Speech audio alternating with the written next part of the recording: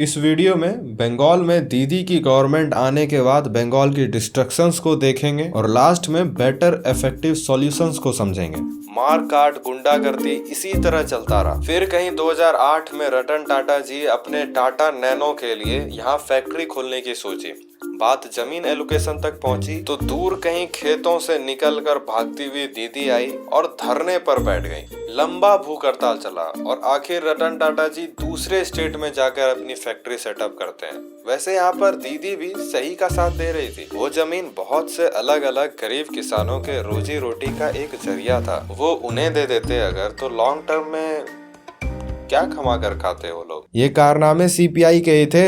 उन्होंने ही बड़े जमींदारों से जमीन छीन लेने की खुली छूट आम लोगों को दी थी। और जमींदारों के पास इतना जमीन कहां से आया? ब्रिटिशर्स की फिक्स्ड टैक्स पॉलिसी की वजह से। जब चाहे फसल हो ना हो किसान को कैसे भी पे करना ही पड़ता था। इसी मजबूरी में आकर किसान जमींदार के पास अपनी जमीन को गिरवी रखकर लोन लिया करते थे और वापस ना चुका पाने पर जमींदार उनकी जमीन। तो 2011 में इन्हीं फार्मर्स और सीपीआई के द्वारा बनाए घाव पर मलहम लगाने का प्रचार करते हुए दीदी रूलिंग गवर्नमेंट में आ जाती है और फिर सबको पता चलता है if CPI is bad then Didi is monster.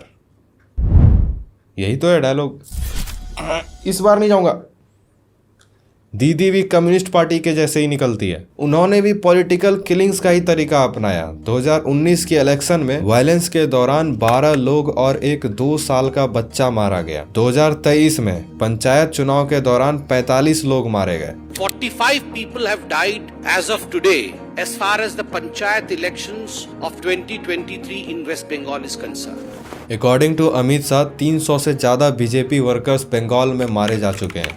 अभी 12 फरवरी को बीजेपी वर्कर राजू शासक की मां की लाश कोलबा के पास एक जंगल में मिली।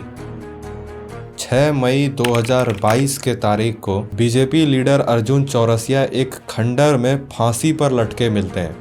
मास लेवल पर बूथ कैप्चरिंग हुई है ताकि इलेक्शन के वोट को मैनिपुलेट किया जा सके। अरे एक नहीं सैकड़ों ऐसे केसेस आपको YouTube पर ही लाइव रिकॉर्डेड मिल जाएंगी। दीदी बीजेपी रूल्ड स्टेट्स में औरतों की सेफ्टी को लेकर रैलियां निकालती हैं, बीजेपी को गालियां देती हैं। और आप देखिए नेशनल क्राइम रिकॉर्ड ब्यूरो के अनुसार वेस्ट बंगाल में क्राइम अगेंस्ट वुमेन 2020 में 22% बढ़ा है। यूपी में जहां दीदी अपना नाकामयाब कोशिश कर रही थी वहां क्राइम अगेंस्ट वुमेन 17% 2019 के मुकाबले घटा है। क्राइम अगेंस्ट वुमेन बंगाल में हर साल बढ़ता जा रहा है। नाडिया का एक केस है जहाँ 14 साल की बच्ची का शोषण किया गया जिसमें की दीदी की पार्टी का एक नेता शामिल था। पर सबसे दुख की बात यह है कि दीदी ने जब इस पर कहा कि कहीं ये लव अफेयर्स का चक्कर तो नहीं था।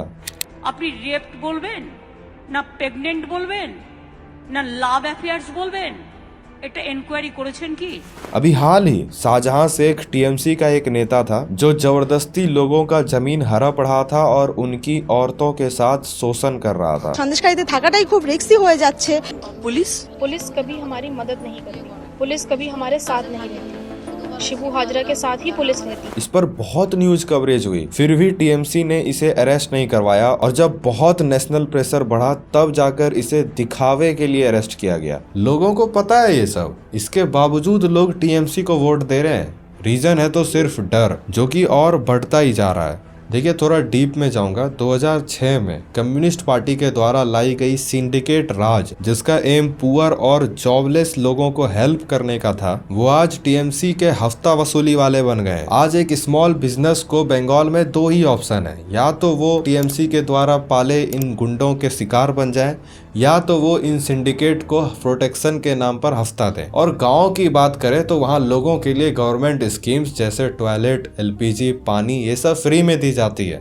इसके लिए ये लोग पैसे लेते हैं, इनफॉर्मली कुछ फीस लेते हैं। जैसे आपके यहाँ 25,000 का टॉयलेट बनाएंगे इसलिए आप 2,000 की ये इंस्टॉलेशन फीस भरिए। बंगाल में दीदी ने एक स्कीम चलाई है, साम्याथी स्कीम, जिसके अनुसार किसी गरीब परिवार में अगर कोई किसी की देहांत हो जाती है तो उसके अंतिम संस्कार के लिए 2,000 रुपए मिलते हैं। पर उसके लिए आपको 200 रुपए उस टीएमसी वर्कर को देने होंगे, तब जाकर वो उस गरीब को इस स्कीम के जरिए पैसे देगा। मतलब वो 2,000 रुपए आए तो थे बंगाल के लोगों की जेब से, पर वो घूस के 200 रुपए गए दीदी के जेब में। कैन यू इमेजिन, ये कितनी शर्म वाली बात है। आपने एक मजबूर भीख मांगकर खाने वाले से 200 रुपए कमा लिए और अपने स्टेट के टैक्स पेयर के पैसे से मदद कर नाम भी कमा लिए और इलेक्शन का खर्चा भी निकल गया।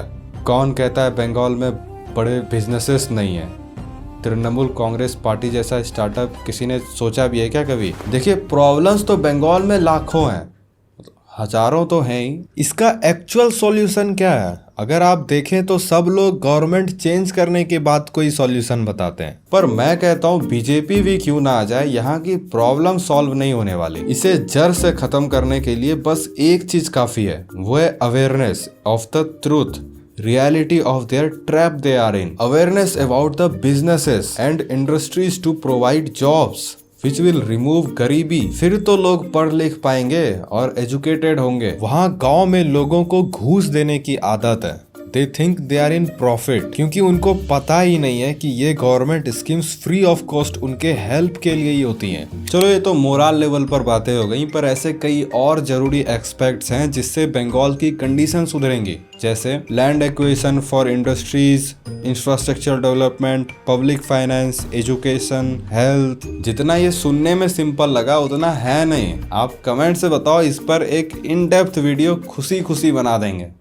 तो मिलते हैं, मजाक कर रहे हैं। इसी वीडियो में जानेंगे लैंड एक्विजिशन फॉर इंडस्ट्रीज। इसमें गवर्नमेंट को एक फास्ट ट्रांजैक्शन मोड स्टेब्लिश करनी होगी, जिससे कि किसी इंडस्ट्रीज के सेटअप के लिए क्विक लैंड अलॉटमेंट हो। पर सबसे बड़ा चैलेंज ये है कि जमीन इतने छोटे छोटे हिस्से में डिवाइडेड है लोगों के बीच कि गवर्नमेंट को जमीन दिलाने में 1 साल तो आराम से लग जाएंगे। अब इंफ्रास्ट्रक्चर डेवलपमेंट पर आए तो पक्का रोड कनेक्टिविटी, घरों में बिजली connection, phone network connection, bank branch access, इन सब पर बंगाल गवर्नमेंट को इंडीड ध्यान देने की जरूरत है, क्योंकि बंगाल की कई सारी डिस्ट्रिक्ट्स देश की नेशनल एवरेज इंफ्रास्ट्रक्चर डेवलपमेंट की कंपैरिजन में 60% तक कम डेवलप्ड है। बात रही इलेक्ट्रिसिटी की, तो इसी की कमी से बंगाल की मैक्सिमम एरिया गुड प्रोडक्शन की मात्रा से जूझ रही है। इसलिए 2 ऑप्शंस हैं, या तो गवर्नमेंट एक्सिस्टिंग सोर्स पर पैसे खर्च करके उसे ज्यादा एफिशिएंट बनाए, या कुछ मीडियम साइज्ड इंटरप्राइजेस को इंसेंटिव्स दे ताकि वे कुछ अपनी इनोवेशंस बढ़ा सकें और cost efficient solar lighting technology की बंगाल में भी शुरुआत हो। अब तीसरा है पब्लिक फाइनेंस। बंगाल की revenue generation through both tax and non tax sources बहुत खराब है। लोग ना तो डिसेंट कमाई कर पा रहे हैं ना खर्च कर पा रहे हैं। इसी वजह से बंगाल की फिस्कल डेफिसिट घट रही है, यानी गवर्नमेंट के खर्चे बढ़ रहे हैं और कमाई कम हो रही है। और ये सिर्फ 2 चीजों से ही ठीक हो सकता है, एक करप्शन को कंट्रोल में लाकर और दूसरा टैक्स एडमिनिस्ट्रेशन को मोर एफिशिएंट बनाकर। एक और तरीका है, पर इमीडिएट अभी इसका रिजल्ट नहीं दिखेगा, municipal bonds for infrastructure development. इसमें इन बॉन्ड्स के द्वारा फंड्स रेज किए जाते हैं लोकल गवर्नमेंट या म्युनिसिपल कॉर्पोरेशन के द्वारा। नाउ 4th स्टेप है एजुकेशन पर और हेल्थ पर फोकस करके। अगेन ये दी मोस्ट फंडामेंटल चीज है, बट बंगाल को इंडीड जो अभी चाहिए वो ये नहीं है, शुरुआत के 2 हैं, जिसकी वजह से बाद में इन बेसिक्स को आराम से ठीक की जा सकती है। So this was it। आपको अगली वीडियो किस पर चाहिए आप कमेंट से बताइए। ये और इससे पिछले वाले वीडियो हम ऋषिकेश सोंझे भाई के कमेंट पर बनाए थे। वैसे हाल ही बीजेपी पर लगे एलिगेशंस, इलेक्टोरल बॉन्ड स्कैम और डिक्टेटरशिप के ऊपर एक वीडियो बनाए थे। अच्छा खासा एफर्ट लगा था, हो सके तो वहाँ भी आप मेरी मोटिवेशन को बढ़ा दें। मिलते हैं यहाँ पर। जय श्री राम। जय श्री राम।